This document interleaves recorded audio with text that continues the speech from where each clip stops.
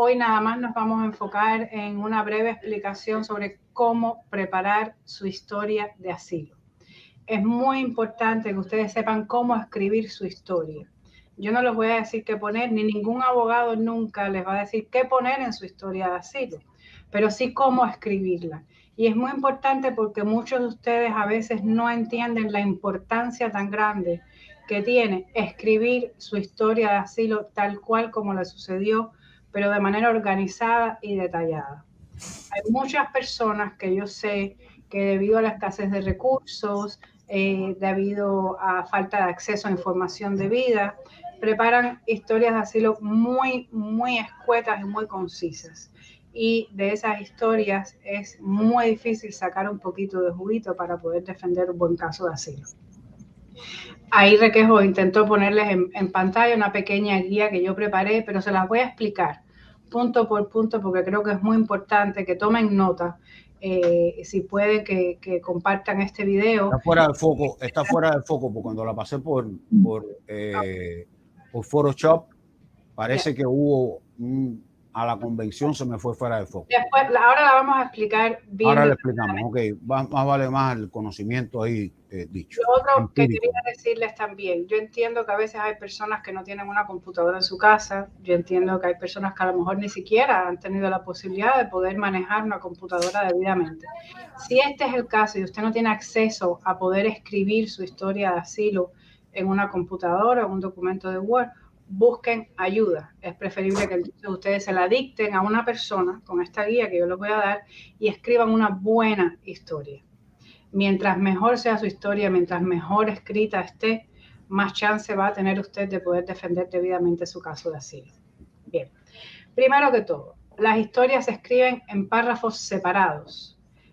Tenemos muchas personas que escriben en toda una página, en un solo párrafo, todo lo que les pasó. Es imposible, señores, que un juez, que un fiscal y que su propio abogado pueda diseminar o pueda separar los eventos apropiadamente que pasan en una historia cuando todo está condensado, desorganizado y sin estructura. Lo principal es saber organizar su historia. Primero, párrafos. El primer párrafo debe ser un párrafo de introducción de quién es usted, cómo usted se llama, cuándo nació, dónde nació, cuál es su estado civil, o sea, está casado, es soltero, es divorciado, si tiene hijos, cuántos hijos tienen, dónde están sus hijos, etcétera.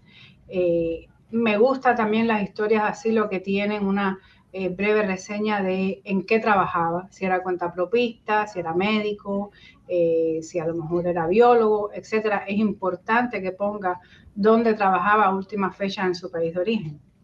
Y por último, pasaría entonces a un próximo párrafo donde en este segundo párrafo la persona debería idealmente narrar de manera sumaria o de manera de resumen todo lo que le pasó en su país de origen.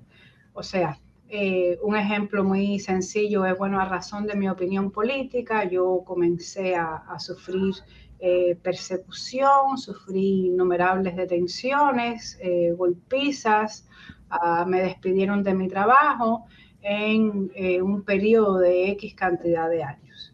Ese es un párrafo donde la persona va a narrar de manera breve qué fue lo que le sucedió en Cuba y por qué salió de su país. Y el tercer párrafo debería comenzar entonces cronológicamente narrando específicamente qué fue lo que pasó. Cuando digo un tercer párrafo no estoy diciendo que la historia suya va a ser de 3 párrafos. Obviamente si usted tiene una historia donde usted sufrió más de 1, 2, 3 o 4 encuentros con el gobierno, pues obviamente sus párrafos van a ir en aumento. Siempre concentrándose en los hechos más importantes. Cuando yo digo que describan el evento, bueno, si usted, y vuelvo, esto es a modo de ejemplo, cada historia es diferente y cada persona vive una situación distinta. Pero si usted, por ejemplo, en el 2004 fue detenido porque estaba poniendo un póster en la calle, entonces usted debe poner la fecha aproximada en ese párrafo. Por ejemplo, en agosto 31 del 2004, estando en mi casa en compañía de mi mamá, de mi papá, de mi hermano, entraron 2 oficiales de policía y me arrestaron de manera abrupta, me pusieron las esposas muy ajustadas, me voltearon contra el piso, y en ese momento yo les pedí una explicación, me agarraron, me montaron en la patrulla y me llevaron a la estación de policía. Ahí tenemos una descripción de lo que pasó, con fechas, con el número de policías que entraron, quiénes estaban presentes en la casa y qué fue lo que pasó después de que lo arrestaron. Entonces, inmediatamente yo continuaría a decir, bueno, al llegar a la estación de policía fui puesto en una celda, trataría de describir un poco la celda, por lo menos quién estaba en la celda, si estaba solo, si estaba acompañado, cuánto tiempo aproximadamente estuvo en la celda y qué sucedió después.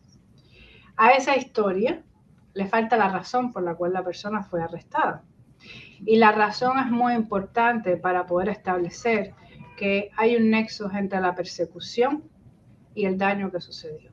O sea, el nexo es: usted fue perseguido por su opinión política, usted fue perseguido por cuestión de su raza o por cuestión de la religión que practica.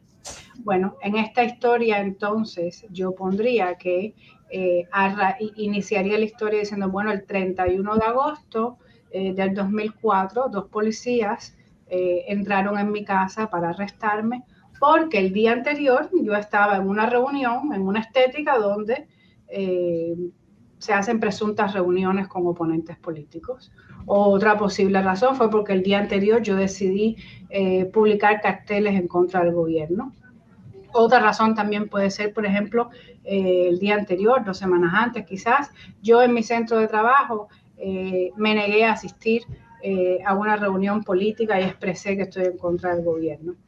Ahí ya tenemos la razón, lo que sucedió y la descripción de qué fue lo que sucedió.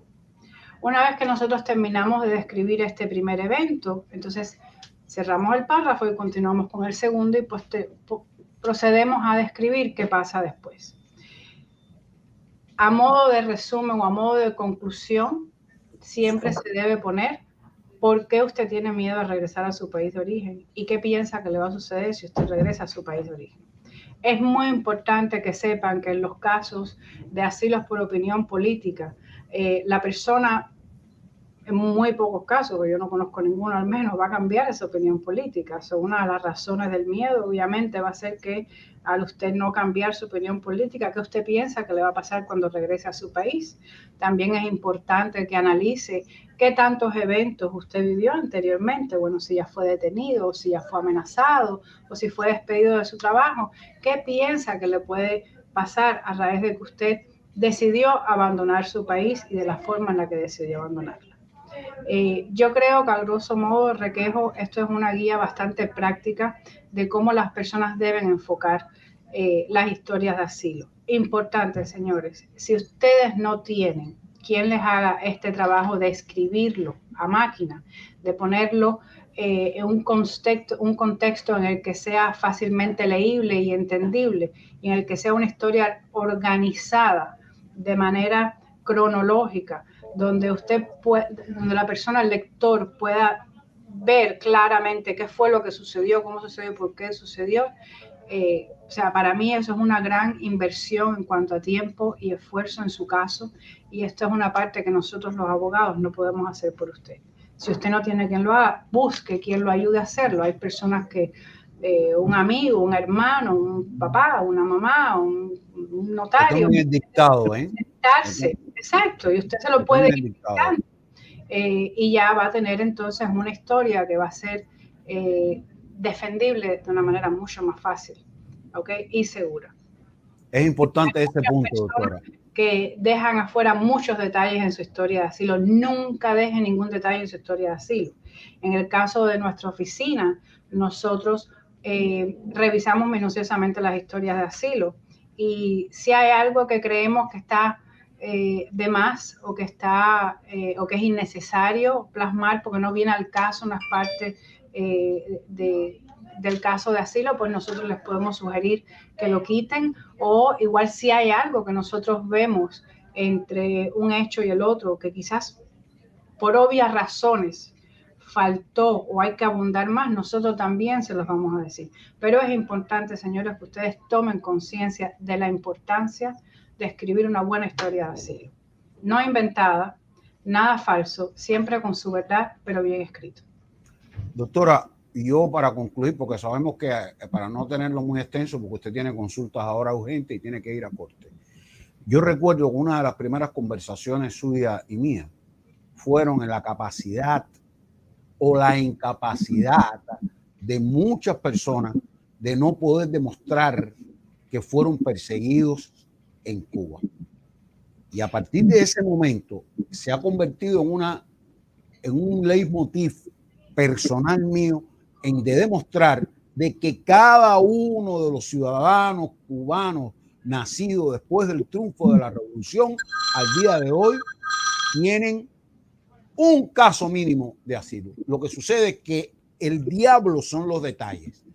Como usted bien dijo, y eso me encantó, si usted comienza su exposición, su línea de tiempo diciendo, yo soy un cuentapropista, yo soy un biólogo, yo soy un homosexual, yo soy un religioso, yo soy una persona que se identifica con los grandes grupos, los 5 grupos, que son raza, religión, grupo social determinado, opinión política, y el otro es nacionalidad. Si usted es capaz de establecer eso, a partir de todo lo demás que ha dicho la doctora en cuándo fue, dónde fue, quién fue y por qué fue, usted lo puede documentar de manera, y comenzando, doctora, por el más reciente, ¿no? Hasta el más antiguo.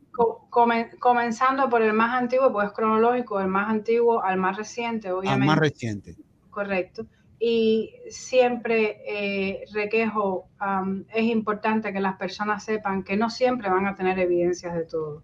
Sí. Existen muchos países, no solo Cuba, está Venezuela, está Nicaragua, está lo que sucede en Honduras y El Salvador con las malas salvatruchas del barrio 18, donde no dejan evidencia de lo que pasa, no dejan evidencia de las amenazas, no dejan evidencia de los secuestros, de los arrestos, de las citaciones. Precisamente por esa es una de las razones por la cual su testimonio tiene que ser tan limpio, porque su testimonio es evidencia. Pero para que un abogado sepa preparar un buen testimonio, tiene que saber lo que pasó.